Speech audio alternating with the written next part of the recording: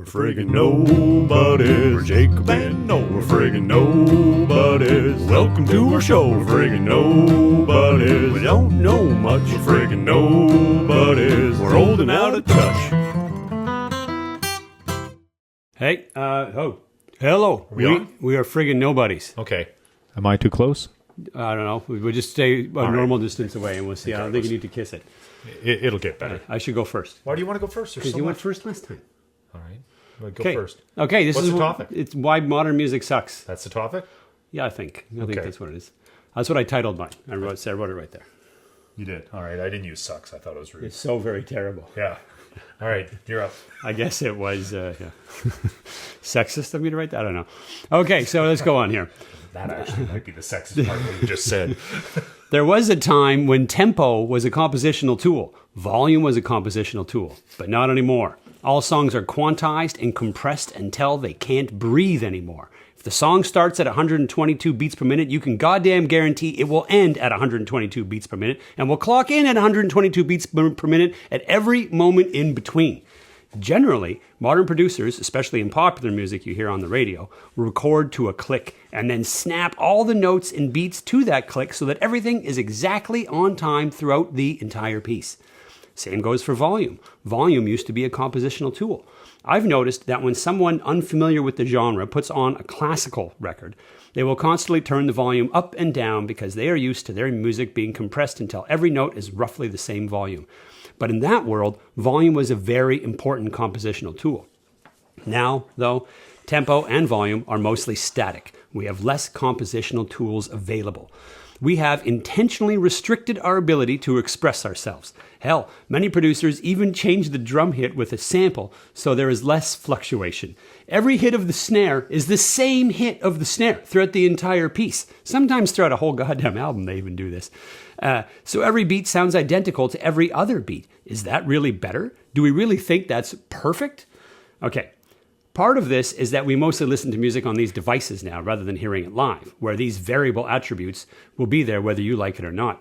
But we're not interested in recreating the live experience with our recordings. We're interested in perfecting them. And perfecting is a nefarious term in this instance. What the hell does that mean? Fixing the volume and tempo to be static throughout? I don't know. That doesn't strike me as perfect. If you were to do Beethoven's 16th String Quartet or Mozart's Death Requiem, and all of a sudden you quantized and compressed the hell out of them, I don't think that's going to improve it, honestly. Yeah, we could try. Honestly, I'd like to hear that. When I hear modern pop music, to me it frequently sounds like it can't breathe. Everything sounds constricted, tightened, there's no life, it's too static. I say all this without even touching on lyrics, presentation, chord progression, and melodic choices. The reliance on sexuality or cheeky tabloid nonsense. Look, I get that music used to be in mating rituals dating back thousands upon thousands of years, so I'm not going to be too critical of the constant girls in bathing suits phenomena I see in modern pop music. This obsession with asses and breasts in the female form in general. I mean, why have male pop stars when we all know men aren't as nice to look at? I got the T and A right there. Oh, nice. I can let that slide, I suppose. It's not really music, it's just a distraction. And hell, when the music is that bad, I need a distraction. All the stuff that you didn't want to talk about? Yeah. Pretty much what I'm talking about. Awesome. Rock it. All right. So I believe the topic was, why is modern music so very terrible? I really didn't want this to turn into a straight up repetition of why modern movies are so terrible. But luckily, there's a whole other bunch of reasons why music is differently terrible We're old. We can come up with lots of stuff. So let's start with the TNA. They don't have talented, physically unattractive pop stars anymore. The emphasis is all on physical attractiveness because high-end competence used to be attractive in its own right. Mm-hmm. Why would you do that when you have the physical version? There's no reason to. I don't know for certain when the record labels decided that their audiences weren't knowledgeable enough to decide for themselves what separates good music from bad music, but if I had to guess, I'd probably say MTV is as good a place as any to start. Mm-hmm. It killed the careers of Christopher Cross, Roy Orbison, and put a big old roadblock in the way of anyone who didn't tickle the pickles of potential fans. So you don't get ugly people to make music. Seems counterintuitive, but fair enough. You find yourself a pretty young woman, doesn't have a great voice, Isn't particularly talented as a singer, but she can dance in skimpy clothes or doing some good work for her. What next? Write her an album's worth of songs? Teach her the words enough to lip sync at the least? And pay a small fortune to get those songs into heavy rotation on the video stations, the radio, and don't forget the skimpy clothes. That's the important part. And the human brain's a funny old thing. So if it hears the same damn thing again and again, it's happy because it can guess the next bit, whether it's good or not. Summer songs are time for one-hit wonders or to reinforce the big stars. Your brain just likes to hear the same thing and be comforted by the notion that it knows what comes next. There's big studies on it. It's great stuff. So we've had nearly 50 years of studios coming around to the notion that the quality of music is secondary to the image of the artist. 5 decades to master the hype machine, to push whoever they please to the top of the charts, and convince a new decade of fans that this is the best, despite the repetitive lyrics, despite the lack of musical range, or maybe because of it. I'm not a psychologist. But for every major star, there's an army of marketers and studio goons eager to push an inferior product down our throats because there's a mountain of cash to be made on the image of some good-looking soul willing to get oiled up for adulation. Except for Weird Al. He's okay. If he got oiled up, that would be an interesting He did in version. UHF when he Weird was playing Oil. Rambo, but that wasn't really to promote him as a... Oil. I can't say Alan Oil at the same time without saying something rude. So apologies for that to Weird Al. A couple of things I'll mention about what you said there. One was people might say something like Lizzo, whatever Yes. larger lady That's who right. played the glass flute. That people got upset about her glass flute experience. God, that sounds like the rudest thing. But yeah. She played a glass flute that hadn't been played in hundreds of years. Is she... That's not less rude or not. Is she performing now? She's still, I think, I don't know. No. She got in trouble because she yelled at her backup dancers, And she also dropped out. who were also large ladies, and I think she lost a bunch of weight too. But what I was going to say about that, though, is still was about the body in a lot of ways. Because the thing about her coming out and becoming a pop star, it wasn't like people were fans of her despite the fact she was big. It was kind of because she was big. There Even bound to be some Adele, who kickback. wasn't even that big, I thought she looked pretty damn good myself. Maybe Yeah, she lost a ton of weight, though. I don't like her as much that way, but you know, it's Yeah, I know you liked her a lot when she came out. Yeah. I liked that was the right size for me, but it's not the point. The point is that it became Also, a focus. Just check this like out. with Ella See? Fitzgerald. Look on the screen. If I move to here, Yeah. look at that mustache I can get. Oh, because you could change it's it with with Ella Fitzgerald or Aretha Franklin or I don't remember Nina Simone? any of the critics mentioning whether they were big or not big. You know, it didn't seem to come up really. Nobody was like, "Oh, I like Ella because it's about body positivity." She could scat really well, and But she, it was she also could irrelevant 'cause sing it the was hell all out of any radio. standard you wanted. Yeah, it was know, radio, so it didn't matter.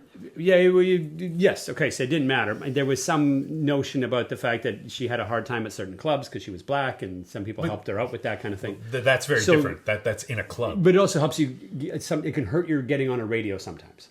Yeah. So there was some controversy around that kind of stuff.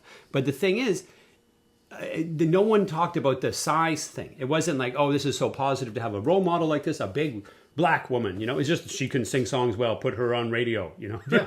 ding ding ding ding. Right? These No, other that's fine. and that's what was going on with Lilo, whatever her name is in Stitch. I think it's Lizzo. Lizzo and Stitch. Yeah. As soon as she was on the scene, I was instantly hearing like, "Oh, this is great for body positivity."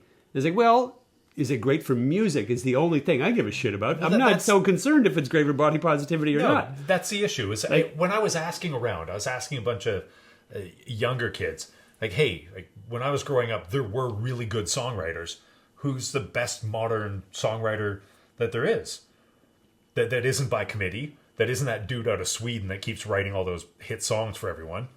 Max Martin, yeah. Yeah, they told me it was that redhead dude. Ed Sheeran? Ed Sheeran. It's me, you jerk. Why would you say that? No. It was someone before you. But I listened to Ed Sheeran, and it's awful. I heard him. I wouldn't say listened. I had a hard time listening. Yeah, well. It was playing, and I tried listening for a moment, and it switched to hearing pretty quick. Yeah, it's... I'm not going to be critical because it clearly wasn't for me. As I was listening to it, I thought, this is not... I'm not going to be able to spend the time paying close attention. Let's talk about that for a second. Definitely not because for neither me. one of us brought that up. That it may not be for us that they're making music for children. Like I mentioned that every decade, or people who are 30. fair enough, They but might be children to you, I suppose. But maybe musically, who adults. knows? But every decade you get a new branch of music that comes out. Yeah. And you end up with a decade of what's that guy? Drake. Like Drake had a decade. I still don't know a single song. Oh, that's awful. It's all just Sure drony it is. garbage. Like it's terrible stuff. Yeah. I've listened to some bad music, so I know it very well. Oh, I know bad music. Yeah, I've heard lots of bad music. Yeah, Drake is terrible. He's got bad music all I'll take your word for it. Yeah, you should. I would hate for you to have to listen to it accidentally. My brain tells me that when I'm not interested in listening to something, it's just bad. I try to be charitable by saying it's not for me. But every time I say it's not for me, to be honest, there's a hint of me saying that sucks. And I just don't want to say that sucks because I'm trying to not be a horrible old man. I don't want to be a prick, right? Yeah. So I just say it's not for me. I think it sucks. In my heart, that's what I believe. My heart's like, it sucks. And I'm like, shut up, heart. I have to deal with these people out here, and I don't want them to think I'm an asshole. I had more problems than you would have because you and Chris are both musical elitist dicks. And so all of the bands that I immediately thought, I can't stand this. This is horrible stuff. I had to get a long lecture and examples about why, even if I don't like it in terms of a song, I have to respect it for the musical talent that goes into it. Yeah, I can't stand Deep Purple, but like they're undeniably talented, and it's very frustrating. So now I have enough tools Yeah, Chris that I can says that to me listen too. to music and go, yeah, I can't think of or hear anything positive about this. I think it's okay for me to dislike it. Right, yeah. So we all can do that to some degree. We can hear types of music that we don't, I'm not a big fan of bop. So like Dizzy Gillespie and these types of people. John Coltrane's early career, or like his later career. Oh, that hard bop period, that post-Charlie Christian up to Miles Davis, late 60s stuff, that period, I know it's really good. Yeah, see, I don't have any problem saying that it sounds like somebody beating a sack of cats to I death have a on the really curb. hard time It's getting awful. into it. Like, I don't put it on in the car and be like, ooh, this is great. I put it on in the car and I'm thinking, I should know this better. My lady loves jazz, so we'll drive around at night listening to CBC because I'll have the jazz on. It's like, oh, this is so painful. You put on the old jazz, like Louis Armstrong No. era. I love that Swing stuff. jazz? Yeah, Oh, Django big band. Reinhardt. I'm So all over good, Django yeah. Reinhardt as well. But there's a late shift. jazz, like the John Coltrane's Love Supreme, or couldn't Miles even- Davis' Silent Way and Couldn't Bitches even Brew, do for Love example. Love Bitches Brew. There's a whole, it's just that one chunk in the middle I have a really hard time with. No, I don't even mind prog, like Weather Report I don't love as much, but Mahavishnu, Shakti, I can get all over this stuff. Yeah, there's Anyways, the point is I also have the skills at this point in my life where I can recognize this is good, I don't like it, fair enough. And yes, if it doesn't have any of these qualities, like lyrically the qualities I look for, say a Leonard Cohen might be a high point there. Yes. Musically, it doesn't have any of the qualities I'm looking for. You could say a John Coltrane or something is the high point there, whatever you want to pick. A Mozart, whatever. I heard of him. If there's none of these qualities at all, they're not great musicianship, it's not breaking new barriers, like it's not doing something new. The thing that I've been wrestling with If is it's got none of them, is I feel production. confident saying this sucks. I wrestle with production because I don't know enough about it, and I know there are great producers that you can bring in whatever music you want, Look, and they will make it better. Makeup's great when you use it in Star Trek to make aliens. But when your production is really fancy, sometimes it feels like I can get tricked into liking a song that's not actually good, and there's nothing actually good about it. There's only a so novel much makeup tone. you can put on a pig. Well, it's not that. I feel like I got tricked, and then I wake up in the morning next to some makeupless thing, and it's horrible. And This is a strange. It's going in a strange it place. fooled me the moment before, and that's what production does to me a lot of the time. Production, I can fall into it and be like, "Ooh, that's really interesting," and then all of a sudden you realize, "Oh, these lyrics suck." Actually, this chord progression is super boring. No, you know what it is? It was a couple of neat noises, Yes. and some novelty. There's, and it fooled me. But If you strip it down and play it on an acoustic guitar, there's nothing here. the More Human Than Human song by Rob Zombie.